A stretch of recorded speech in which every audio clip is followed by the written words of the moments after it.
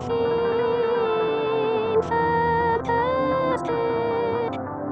سال 2009 میلادی ویدیویی توی یوتیوب منتشر میشه که ذهن خیلی‌ها رو به خود درگیر میکنه. داخل این ویدیو مانکین زنی یه ترانه عجیبی رو میخونه که خیلی نامفهومه. اما قسمت عجیب ترش اینجاست که داخل این ویدیو مانکین سعی میکنه یه چیزایی رو به بیننده نشون بده. اسم این ویدیو که I feel fantastic نام داشت که ترجمه فارسیش میشه من احساس خارق‌العاده بودن میکنم توسط تارا د اندروید خوانده شده. یعنی اسم این مانکنه تارا د اندروید بوده. این ویدیو از چنل یوتیوب کریپی بلاک آپلود شده. اما بازدید میلیونی اون و قسمت ترسناکترش اینجا بوده که صورت این مانکنه خیلی شبیه به صورت دختری بوده که سالها قبل از انتشار این ویدیو گم شده بوده.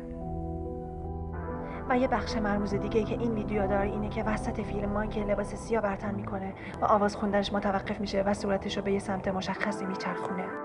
ناگهان تصویر برعکس میشه و کف زمین غیر از خود مانکن کاملا سانسور میشه و بعد از اون یه باغی رو نشون میده که به قسمت مشخص زوم میکنه.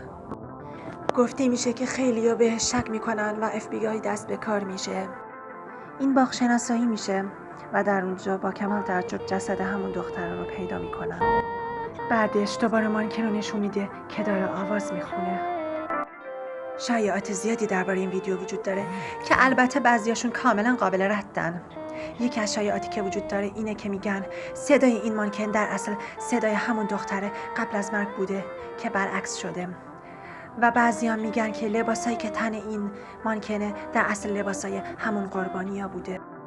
در این بین بعضی هم میگن که همه داستانی که در مورد این ویدیو وجود داره کاملا شایعه و دروغه و این ویدیو تنها برای سرگرمی ساخته شده.